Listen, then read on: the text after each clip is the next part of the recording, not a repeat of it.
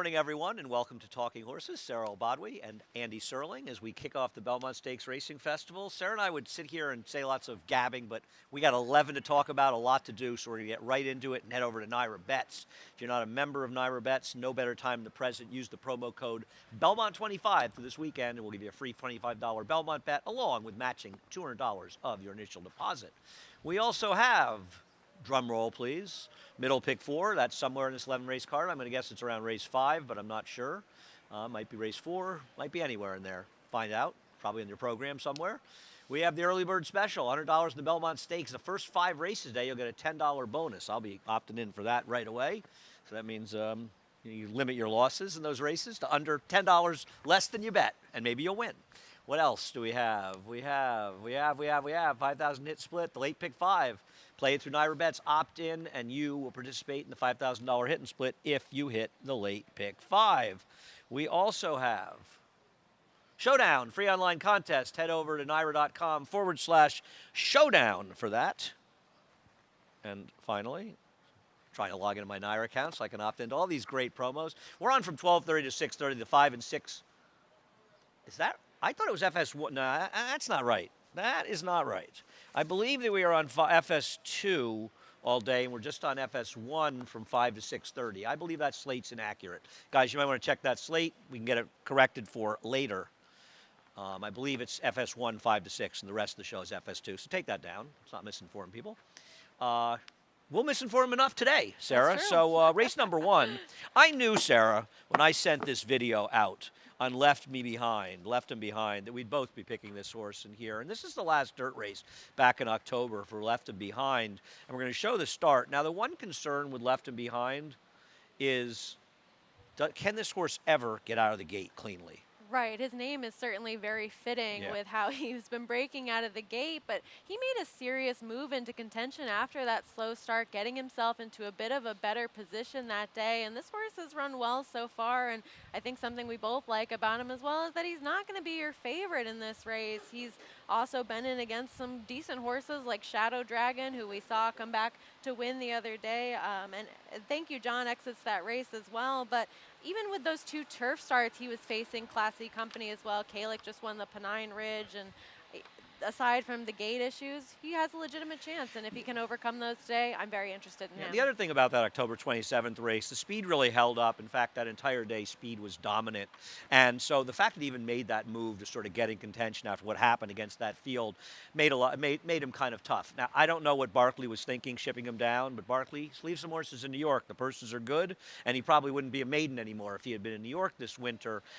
Newport Bridge, though, obviously off the last race, is very, very tough.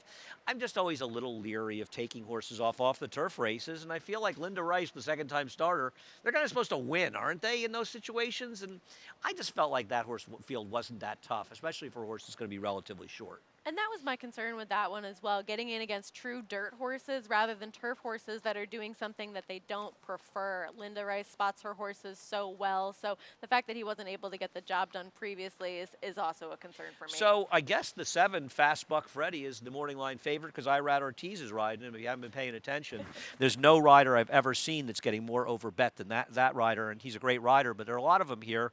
I don't know. Is this horse supposed to be good? This horse a half to 5 horses that couldn't outrun you and I in a horse suit. And I think the only reason that he was made the morning line favorite, as you mentioned, was the presence of this jockey, because there really isn't much pedigree to speak of. The unraced dam has yet to produce a debut winner from 5 foals to race. Only one has won at all. So I didn't really fully see it with this one, but the morning line price from our lovely morning line maker, David Aragona, made me think twice. I just think it's Irad money. That's why he did that. Obviously, thank you, John. Took some money in the debut. You've got the horse second. I'm not interested. That barn will tout their horses, and they seem to not show up more often than not, as was the case with this horse. Though he was involved with the pace with Looms Boldly. He was pretty good.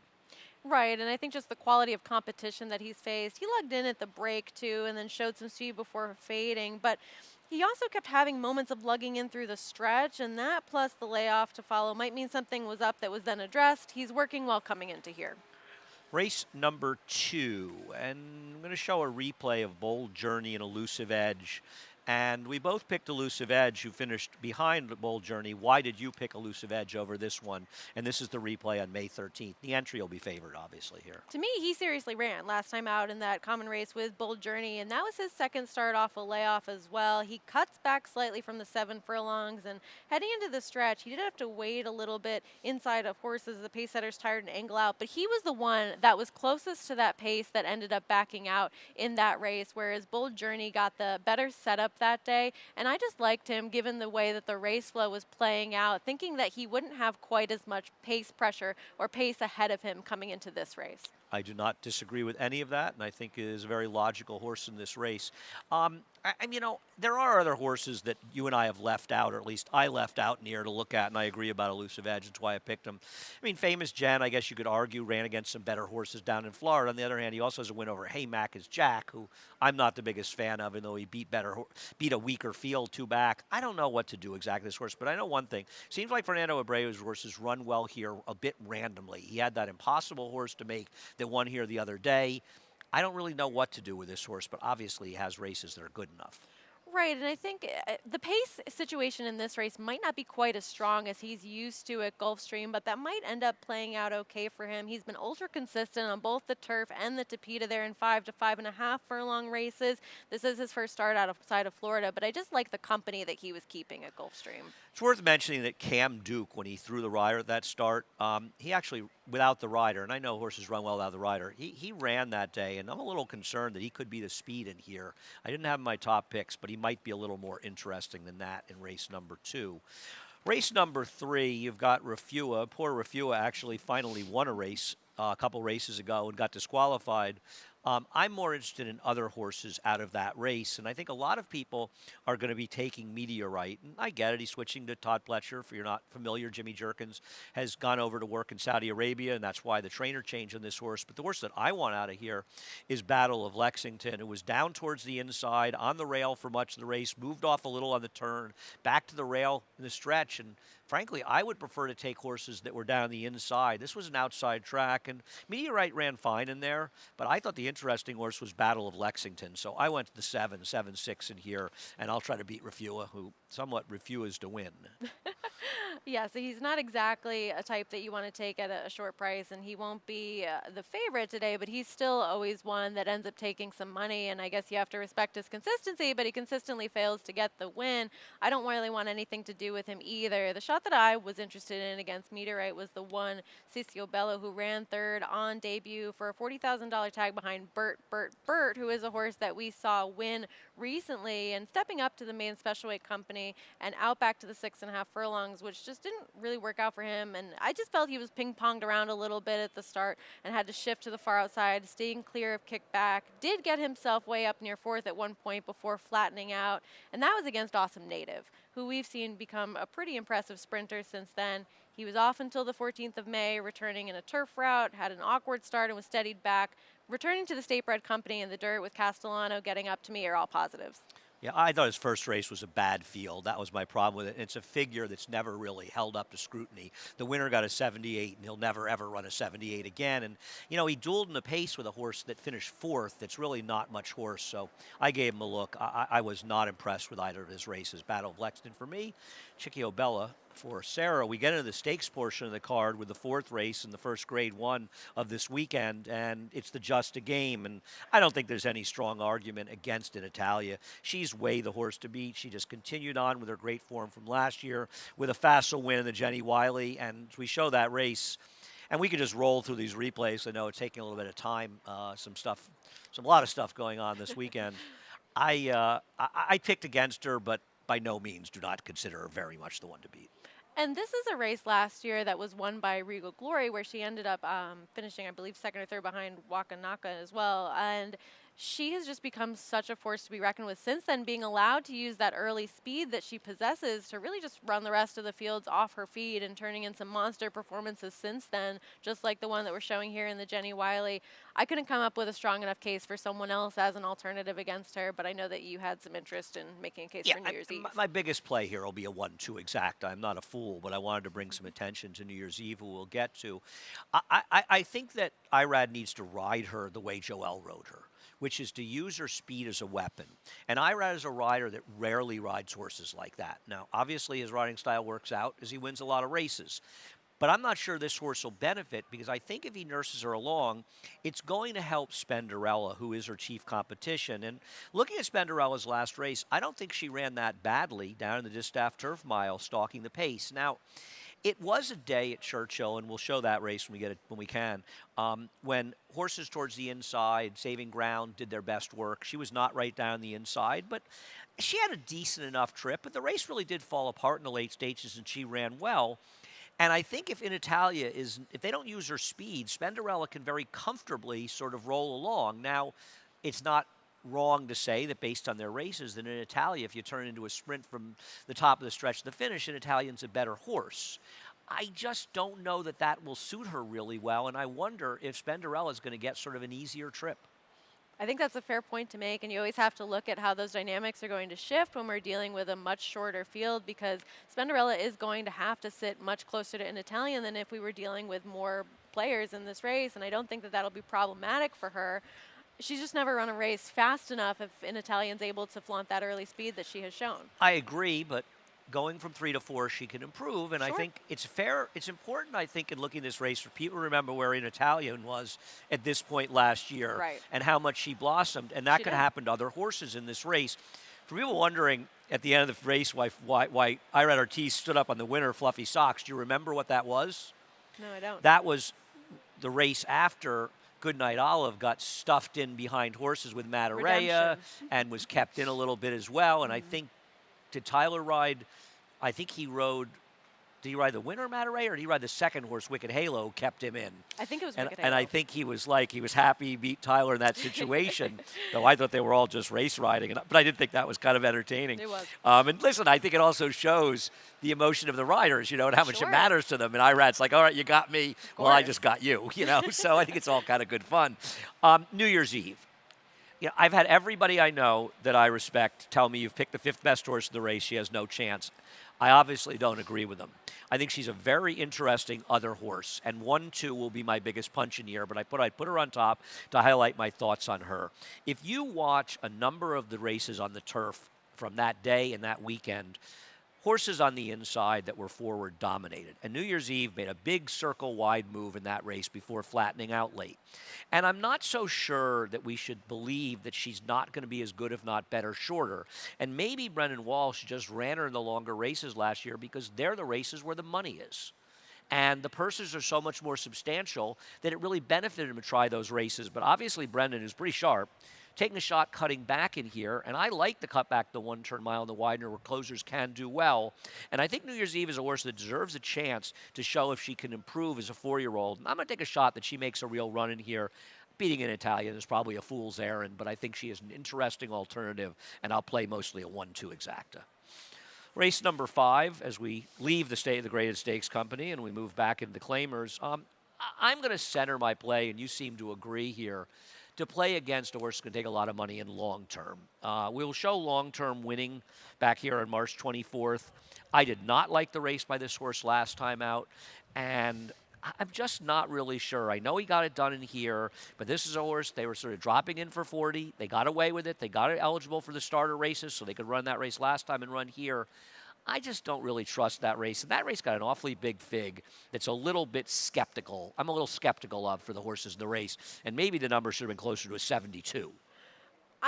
I completely agree with your thoughts. I just don't know what kind of horse he really is, and I don't think it's one that is necessarily the standout of this field, and that's why I put him down so low in my selections. And I mean, he's a horse that well. He's no standout, but nobody's a standout well, here. That's also a fair point. I mean, he's put together those back-to-back 80 buyers running third behind Mandatory, who was DQ'd to second, and Salto de Tigre at this level, but it was a very long way back to him as well over those two horses, and I'm just not fully convinced of his ability.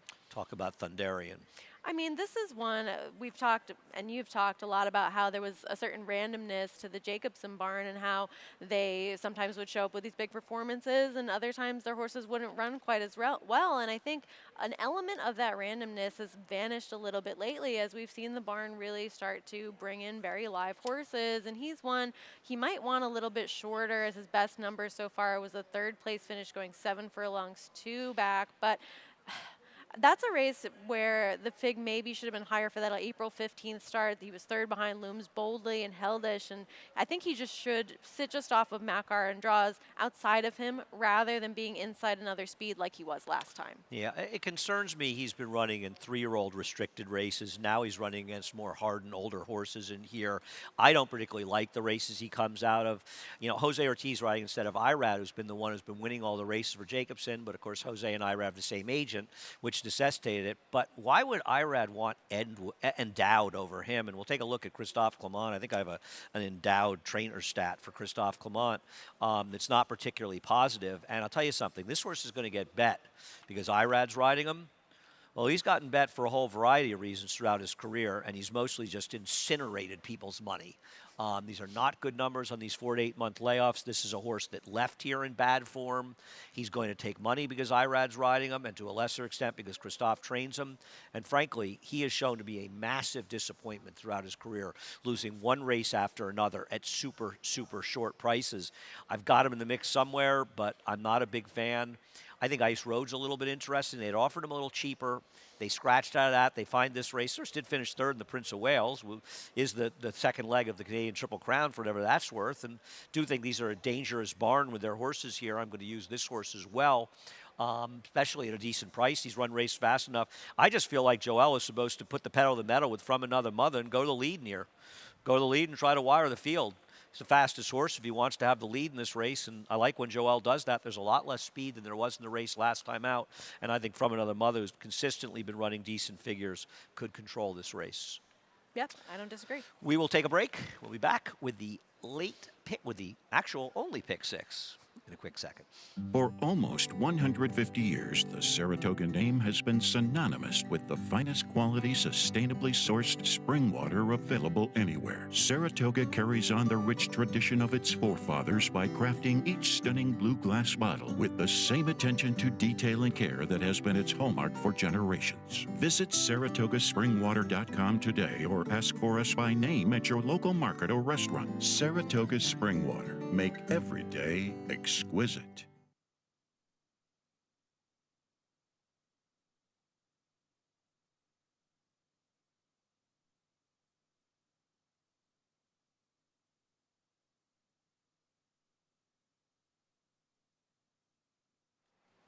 Welcome back to Talking Horses. Sarah Albadwi and Andy Serling. As we are on the first day of the Belmont Stakes. Is it still a festival? Why not?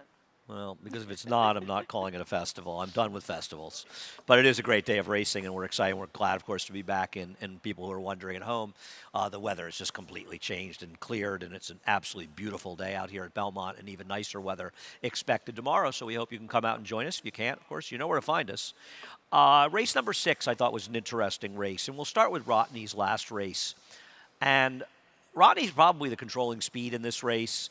Last time he was allowed to stalk, he had the outside post to do it, but there was also more speed in the race. And if you just take him off his last race, he's a lot the horse to beat in here. Oh, and his last 2 races have been big performances, particularly this win last time out on the 19th of May. That was a career best 98 buyer for him, sitting just off of excellent timing and Ikigai, both backed out of there, and he drew away pretty strongly as we're looking at here.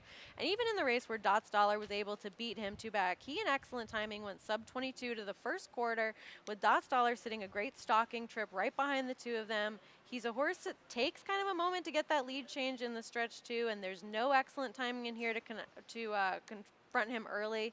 There is High Connection, however, who is to his outside, but I think that he should have an easy time of it on the front end in comparison to his last 2 races. I'm not going to argue that. You see those stats for Maker, that he's come back and done that well at Naira, winning off of dirt sprints. I have no argument in here. Sarah, who'd you pick in this race? I went to the number 5 Dream Shake, who started out his career with a 20-1 upset victory with a 96 buyer before stretching out in the Grade 2 San Felipe that was won by Life is Good, where he was third that day, just as he did in the Santa Anita Derby before running second to Jackie's Warrior. So he has some back class if you look back on the pages. And when he returned in April of last year, he fired fresh with a 93 buyer to win at Keeneland, but then we didn't really see him for a little bit of time. And I just think that he might be one that maybe sits a little bit closer today just off of Rodney. If anybody else decides to go, that would benefit him. And I just think that this is a horse that was maybe poised to be a good one. It didn't quite pan out as connections were hoping, but he has some ability if you look back in the page. Do you remember his debut? Do you remember who was favored in there? No. That was the debut of Bezos for Bob Oh, Baffert, and he wow. was the heavily touted horse. And it's funny because I got like texts from like 3 different friends of mine, totally random, saying, I hear Bezos stinks. And they were all right. They were.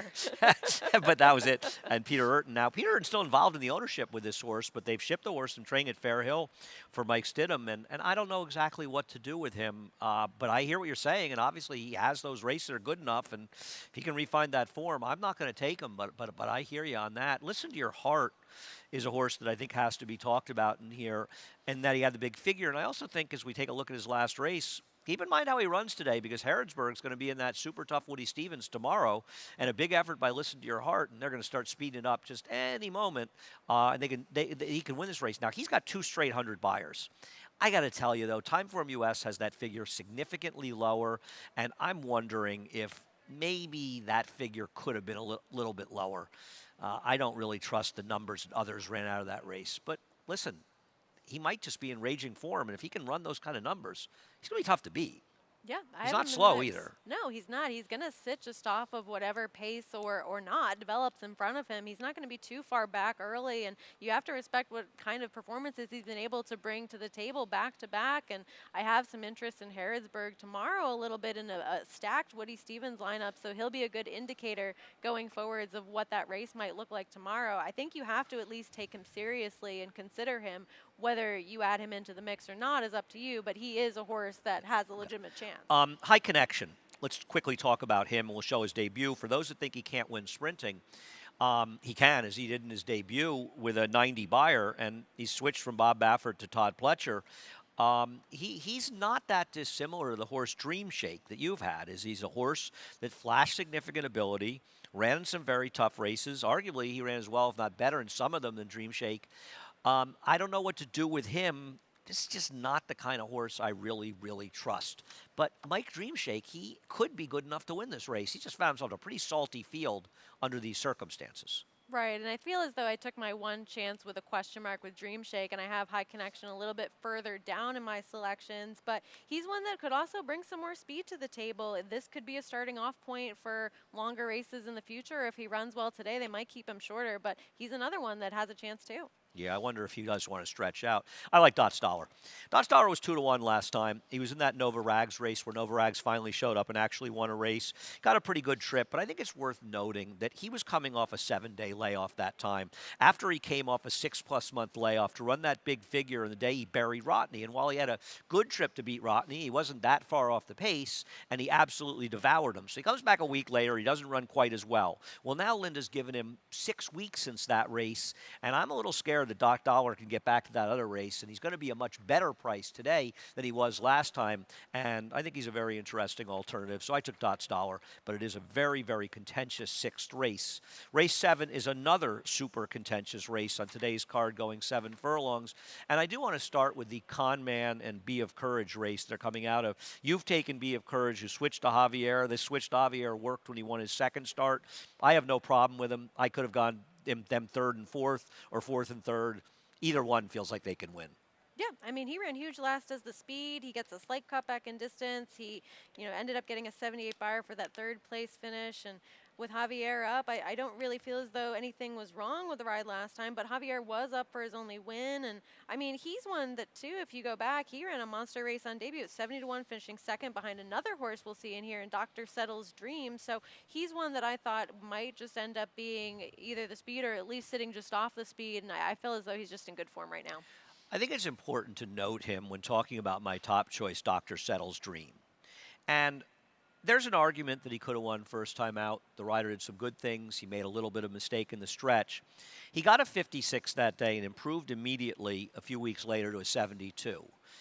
I don't think there's anything wrong with the 56 fig, and frequently I don't think there's anything wrong with the figs. I just think they've shown to not be predictive, or they've shown to be much stronger races for whatever reason than the final time created figure results. And if you look at horses out of that race, the fourth place finisher went from a 52 to a 70 and 73.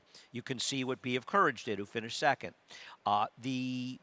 Another runner another runner finished nowhere, improved dramatically. King of Comedy, who was sixth, improved 19 points. The third finisher, Eyewitness, well, he won the Paradise Creek here, or he lost by a nose, or did he win? He won, I think, yeah. by a nose. Yep. That was his next turf start. He improved 30 Beyer points, albeit from 2 to 3. That's a race that has come up incredibly strong. And for that reason, I feel like Dr. Settle's dream, and I didn't like his last start. I thought he was bad in there. He should have run a better race. But you know what? He didn't come back after that race. It's taken him a while to get back, so maybe it was more than just the last race for New York bred at the end of the year. Mott could have brought him down to Florida and run him if he had wanted. So I think that might be a horse that looks woefully slow on paper, that's actually a lot better than he looks based on that fig, which is why I took him. The horse that I don't want in here is Ortis. That figure last time out, I understand that the horse who finished well back, the Todd Pletcher horse came back and has run well. I am a little bit suspect that this horse is as good as the Beyer figures suggest. And I think that's a fair point. For me, it was seeing the horses that were out of that race come back and do some running at least. Ferris Mueller didn't. Well, he also might not be as good. But he ran second. And then the horse that finished third ended up not running at all either. No, he ran the same Beyer figure. He actually equaled his figure the next time. I think, didn't he run second or third? I don't remember. For him, it's kind of like a situation, too, where we've noted that the rails are going to be coming down this week. I know that's something you've mentioned online as well. Is that something that changes your mind about these outside horses, or not significantly yet? Thank you for bringing that up, as I had forgotten it. The rails are down to 0 on both courses, and it's the first time that either one has been at 0. Though the inner has been at 27 and 35 for about 3 to 4 weeks. So I'm not really sure why it should be the rail that's really strong when you have 8 paths, effectively, that could be stronger. As far as the Widener, they went out 9 and 18 and different things. I'm wondering how much, but it is very important to note that, especially early in the turf races, do we see a rail edge? Because we have seen that at times. Obviously, that would help a horse like in Italia. And I think it's a very good point to bring up. But you and I both have Mr. Kringle, who's the 12-horse second. I'll let you talk about him. You know, John Terranova has excellent stats with turf cutbacks. He's 5 for 19. He's 26% with a $4.79 ROI over the past 5 years. And Mr. Kringle has only gone 7 furlongs on the turf once before. In his 33 starts, he was second that day. Something he does have the propensity to do. He's gotten the place 7 times with only 3 wins. But to me, post 14 last time and ended up stocking up close while wide in the 3-path, was in front at the top of the stretch, and I feel as though he didn't totally disgrace himself when finishing 5th. I thought that was a better than it looks effort for him, and I think that he's fairly live in here if there isn't too much of that inside type of bias within the race. I think he's an interesting horse. Jaime Torres is going to have to, as most apprentices do, show that he can figure out riding on the turf a little bit better. The problem with him is he's 3 for 33 with 13 seconds and thirds. I think that ROI is dressed up by fluid situation, paying $50 back in the fall. So that ROI, but you know, and 7 furlong races, I would never bet this horse at 6. But at 7, I wouldn't have any problem taking him. I just think I agree, he ran well last time. I also think he has a whole career of running well enough to be competitive. The problem is there are also a lot more horses, though, with upside in this race as well. But I'm with you. I think he's an interesting player, especially at a price in here. So I'm going to use him, but we're going to go in slightly different directions, though I do not disagree with you about Be of Courage being a player in here. The 8th race, we will be stakes races from now on in the card. And we'll start with Warlike Goddess, and we'll take a look at her winning the Joe Hirsch. You're trying to beat her. I'm trying to beat her. Why are you trying to beat her? I'm trying to beat her because she's a horse that doesn't have early speed. And we so often see with these turf races, especially on our circuits, that early speed is instrumentally important to a horse's chances of success. Now, in this race that we're showing in the Joe Hirsch Turf Classic, she had Jose Lezcano up, who kept her a little bit closer to Bye Bye Melvin, the pace setter that day, and also kept her in the clear on the outside, which is not always how she has been situated in her races in the past. She's sometimes ended up farther back and stuck in traffic from time to time before being able to produce that late run. So for me, I was looking for somebody that would get a jump on her going into the stretch. I have no doubts about her being the best horse in this race and the most likely winner, but I think that you always want to try to find some sort of weakness with horses that are going to be such short prices, and for me, it's just that she won't be in front early. Yeah, I mean, I have another concern with her. I thought Joe Hirsch ran very well. She was never on the inside. The rail was very strong that day. I think that there is a overall quality difference between the 1.5 and 1.3 races and the shorter races. And I think she's meeting some horses who've been running in some shorter races, and it may be a bit stronger than some of the races she's been in, especially in the last year. Now listen, she should have won the Breeders' Cup Filly and Mare Sprint 2 years ago, and only the ride cost her the race. I mean, she was best that day, and I know lots made, and that was the reason that everybody wants to bet every Japanese horse, but that horse should have finished second to War Like Goddess that day. That was a crime that she lost that race, and I didn't bet her, but that was a crime. I'm not way against her. I want to take a shot against her, and I want to beat her with a horse who's going to be forward that we'll get to in a moment. But we'll show Didia, who's your horse, and there are other horses coming out of that race, including McCulloch, who I'm very interested in, and Shantasara, who I'm a little less interested in because I'm wondering if she's ever going to get back to the promising horse she was as a 3-year-old. And that's a fair point. But with Didia, I mean, she just keeps rattling off wins. She will have that closer pace advantage than Or Like Goddess, which is her biggest competition. And she got to save ground in here while McCulloch and Shantasar were both a little bit wider in that modesty. Nobody was able to make up a ton of ground as the pace setter, Sweet Danny Girl, finished second. And she's a horse that does possess some of that tactical speed. She's won twice at the 1.25 mile distance in Argentina, so she's capable of handling it. And she's gradually stepped up in class in the U.S. and stretched out. So for me, I just like the progressive improvement as well in Beyer speed figures. In the Tom Benson at Fairgrounds, she closed into a slow pace, but today maybe she's much more forwardly placed with how this race ends up playing out, and she's just my one shot against this very heavy favorite. Joe, I want you to interview Tom Benson. Oh, did you? You probably haven't followed my career as closely as you should if you don't know that I interviewed probably more him. closely than you'd imagine, but not quite that It's a far little back. discomforting. I hear you with Didia, and I do think she's a factor as well. And I always respect Nacho Correas' horses.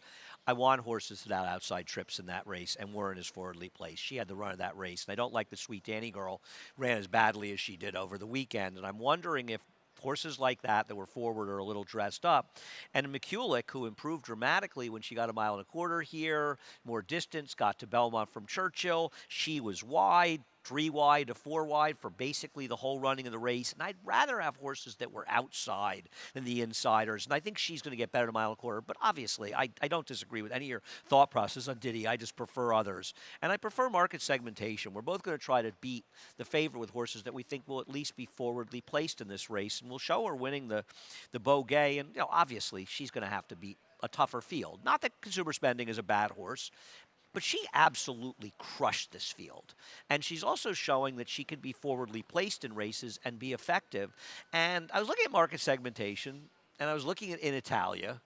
And I know in Italian, one horse doesn't equal the other just because Chad Brown trains them. But I feel like she and McCulloch, they're horses that could really start taking steps forward as a 4-year-old. So maybe neither one of them will. But market segmentation, I thought this was a big step forward for her. You talk about horses improving their figures. She was a promising horse that took a long time to get back to the racetrack, but she's finally putting races back to back to back.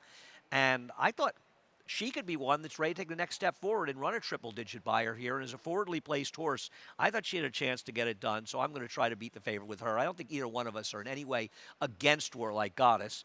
Just feel like there may be an opportunity to take somebody else. Exactly, and especially with her cutting back in distance, too, which is a great point you mentioned. And listen, I'm a huge War Like Goddess fan. She's a very cool horse. She's a monster. She really is. She always shows up, and she's one of so many tough players for Belmont here this weekend. As we move on to the Acorn, the Acorn is an interesting but tricky race. And I think one of the first questions as we move on to race number 9, the Acorn, give you a chance to get those picks up, and I'll have a drink of water.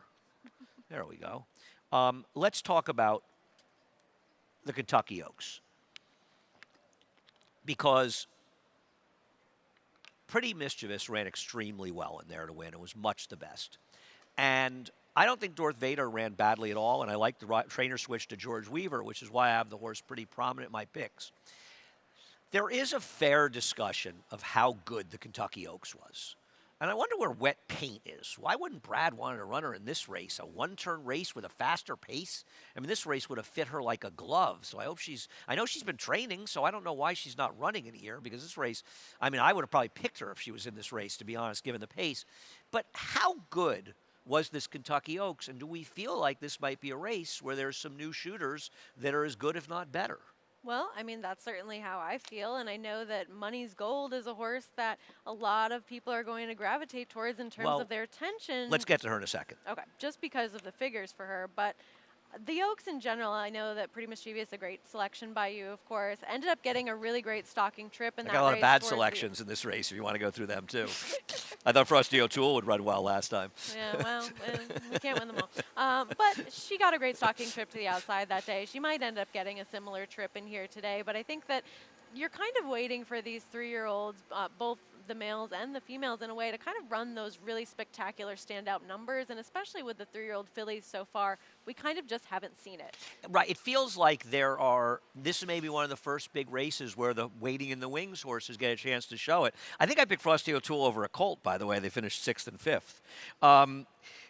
Yeah. I don't disagree, and we'll talk about the Money's Gold race, and then you can talk about your top pick, a Seed, who finished a very creditable 3rd in there. Listen, I don't think there's any doubt how good Money's Gold is, but I got a problem with this horse getting a mile and a 16th. If she couldn't seal the deal, and I think Red Carpet Ready is very, very good, who beat her last time, and I don't think that she disgraced herself in any way in defeat, but I am really skeptical that this kind of horse with this kind of brilliant speed is going to be a horse that you want at a mile and a 16th, but we'll find out today. Exactly, and I get why David Aragona had to consider at least making her the favorite, and ultimately ended up doing. I don't think she will. I don't know. It's hard to tell, because, again, it's the Irad Pletcher and a horse that has the faster buyer numbers, and I'm sure faster numbers in general, whereas some of these are lacking in terms of what they've been able to produce on paper so far. But to me, I'm just not convinced that she can get the distance. And why will a Seed get the distance? We're going to have to move it along. I'm sorry. I don't mean to. Sure, it's totally fine. To me, that was only her 2nd start in the 8 bells, and while the comment says hung, to me, it's just horses in front of her that were still running away she from didn't her. hang. No. That's nonsense. Exactly. She was still running I don't very agree well. at all with that comment. Right. She was finishing 3rd behind very good horses. Exactly. I mean, I feel like hanging in most cases, you're like the best horse, and you sort of get there and you don't get there. Right. I mean, she ran very well. Well, I never agree with anything the Kentucky chart callers sure, say, but that's preposterous. This is only her 3rd start, That's and I ridiculous, just think another step forward, with given how the pace is likely to set up in here, puts her in a very good position stalking to the outside. Listen, I think she's very dangerous as well, but of the Chad Browns, I prefer Randomize. Now, Randomize may get just completely exposed in here as a horse of a fast maiden win that beat Gifted, who's not very good, and is just way above her head. And she won't be able to rate, because she's going to have to rate in this race with Money's Gold in there, and maybe she'll just stink. But maybe she's exactly the horse we're talking about. That 92 buyer, 2 people who I respect a great deal thought that race should have been probably a 96 or higher in there. And it is a race that the figure is better, not worse, than it was. And she's training well coming into this race. She's got a rate. I actually talked to Chad Brown. He's confident she's going to be better rating. Now, I always joke the trainers always think their horses are better rating, and they usually aren't. But he also told me that about early voting before the Preakness, and I rolled my eyes at him, and he was dead right. So I like to roll my eyes. I think that Randomize, the other thing about Randomize is she's going to be 9 to 2 to 6 to 1. She's not going to be 5 to 2 in here to find out. Joining brand practice later? It's very thoughtful of the person with the bugle to be doing that. Don't worry, I'm also very thoughtful. I think that she is a dangerous horse in here, and I'm not going to be surprised when she wins. And I think to just dismiss her, especially at a better price, could be a mistake. A very interesting running of the Acorn. Race number 10, the Belmont Gold Cup. There's 13, and there are 5 jumpers, or 5 horses that have been jumping in their last races. But as we get to that race, I have the favorite on top, Siskany. I could have gone 6-2. I went 2-6. They're the 2 I'm going to focus on. We'll take a look at the Dubai Gold Cup. I think if you're knocking Siskany overall, your knock is the best races he's run have been in Dubai. But I don't think his race in I want to say it, the Boodles Yorkshire Cup was really a bad effort. I mean, Broome did finish third in there, who had won this race that he was in. The winner of the race, he was third in the St. Ledger the year before, going 1 3/4 miles. These are sort of world-class turf routers. I just think this Godolphin horse is too good for these horses. And to me, he's a horse that he never really saw the rail. He wasn't dead last either. Sometimes you get those European invaders, and they're horses that are coming from absolutely far back and want to seek that covered up kind of position down towards the inside before getting a split to run on. But he's not that kind of horse, and I think that really does separate him in terms of his tactical ability in a spot like this, and he does get a more inside post position as well, so he should have the opportunity to save ground. You have to take him seriously. I ended up putting him second. Let's talk about your top pick. Number 5, Strong Tie, is a horse that ended up in that that Man of War race won by Red Knight, and he was 50-1 that day in that blanket finish for third. And he's a horse that has run well on both turf and dirt, going longer distances. And in this race last year, he was third in that one, won by Loft. That's only 3 starts ago for him, as we haven't seen him very much, and he was a horse that's very close to the pace setter. He ran extremely well last year in this race. No question about it. So for me, it's a question of whether or not horses really want to go this 2-mile distance. I am confident that he can handle it and sit close. I don't disagree with any of that. My problem is that I thought the field really sucked last year for this race, and I think this field is a lot stronger. That's my concern, but I have no argument with it, with anything else you said in here. I just was worried this was a much better field than last year's running. I think Imperador is very dangerous in here, and we'll take a look at him winning the misspelled Precious Passion. That's why I used it, because the race is misspelled I had his to name. double check it to make sure it was correct. And this horse has 2 things going for him. He's a quality turf horse. And we also know he's not going to have a problem with the distance, because since he's been taken over by the jumpers, Percy Warner, 2 1/4 miles at Percy Warner might be like 2 3/4 miles on the flat. I think there's like a big hill or something. I've always heard from my friend Joe Clancy how demanding that course is, and he really separated himself from the field in the late stages. You see, they're 17 in front of the 3rd place finisher. So he's got the stamina and the recent efforts to show it, and he's got the turf ability. So I think he's a very dangerous player in here. Amazing Grace, the filly the mare that's running here. We'll take a look at her win down in Florida. She's going to get bet. It's Clement. People are comforted by the races here.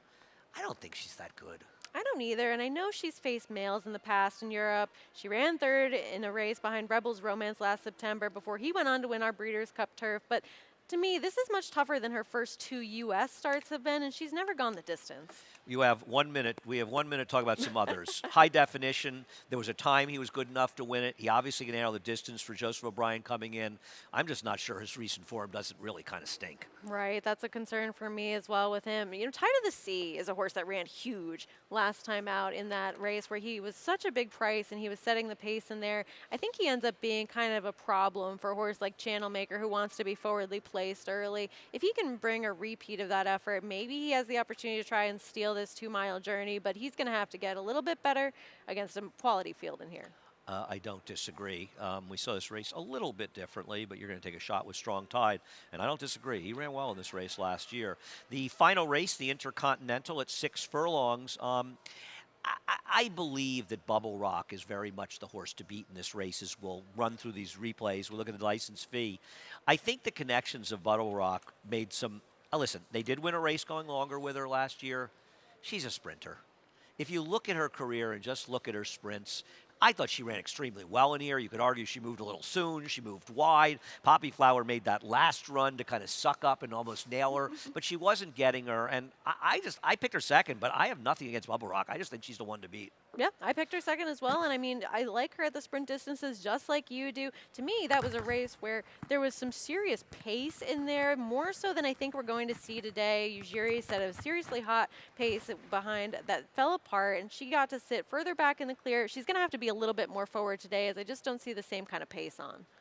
Yeah, I think she's going to be tough to beat in here. You've taken Baystorm out of the Unbridled Sydney. I have taken Sarah Harper. Why don't you tell me what you like about Baystorm, and I'll talk about Sarah Harper after. I think they're both legitimate. For me, with Baystorm, it was a matter of her having to wait inside to get that clear running room, and the two of them ended up finishing very closely together on the wire, so I think that you have to at least consider both of them. But Sarah Harper getting that outside clear run got to build her forward momentum a little bit more, whereas Baystorm had to wait a moment to do so. She also got to save ground, so you have to decide which of those things end up mattering more. It doesn't really feel as though they end up canceling each other out completely. Right, hopefully we can show that video. I can't use my earpiece. There's people screaming in my ear. About 47 different voices. It's either me or something going on in the truck. Hopefully it's not you. I see it very, very differently. If you can't roll the videos, guys, just KO the last two videos. I believe that horses that saved ground on that turf course had a big advantage at Churchill Downs. And I think that Baystorm's advantage saving ground far outweighs waiting any bit for room. And I think that Sarah Harper making the big wide run around the field actually ran extremely well. And Sarah Harper is a horse I've been interested in because she has a plenty of turf pedigree. And I thought she was interesting in the Smart and Fancy. Obviously, she didn't run a step that day. She was also coming off of an 8-month layoff. So something went wrong. They tried on the turf again, and she ran so well last time. I'm not convinced that Sarah Harper, who's always hit at having some ability, might just be getting to do what she wants to do. And this is not the race for her to make a big close. This is the race for Tyler to be aggressive and be forward, because there's not a ton of speed in this race, and I think she could be very forward. And if she's not, Bubble Rot may end up wiring the field. Amy C will get some attention in here coming out of the race. I'm not going to be shocked if she runs well. My problem is that I worry that those 6.5 races down the hill are more like 7s to a mile than the 6 furlong 5.5s that we see here at Belmont and Saratoga. And those California turf races always feature faster paces than we're going to see in a race like this today. And she was able to sit just off the pace setters that ended up backing out of there before running away with this lead. And it's just a completely different configuration with the downhill turf, as you mentioned. So I don't really know that this is exactly what she wants to do. Yeah, I'm skeptical, but I'm not going to be surprised when she runs well. Sarah, terrific job. We'll be back tomorrow, 9:30, I think, tomorrow for Dog Horse. We will have more time tomorrow for the 13 race card. But we got to go. So head over to Naira Bets. If you're not a member of Naira Bets, no better time than the present. Use the promo code Belmont25, and we will match but $200 initial deposit, and give you a $25 sign-up bonus. Middle pick 4, that starts somewhere. I'll probably tell you. It's probably race 4, be my guess in here. But maybe it's race 5. I don't really know. Race 5. So we got a bunch of them. We got 3 pick 5s as well. What else do we have? The early bird special. I've opted in for this. Bet 100 or more in the first 5 races here, and you'll get $10 back, win or lose. We have, I think, some hit and split, $5,000 hit and split, late pick 5. Opt in over at Naira Bets for that. You never know. You might get the whole pool. I have had friends that have been 1/3 or 1/2 of it.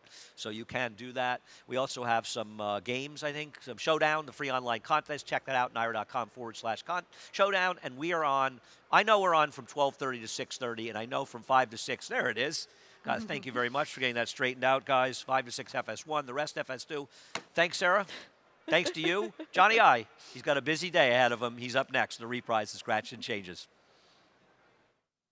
For almost 150 years, the Saratoga name has been synonymous with the finest quality, sustainably sourced spring water available anywhere. Saratoga carries on the rich tradition of its forefathers by crafting each stunning blue glass bottle with the same attention to detail and care that has been its hallmark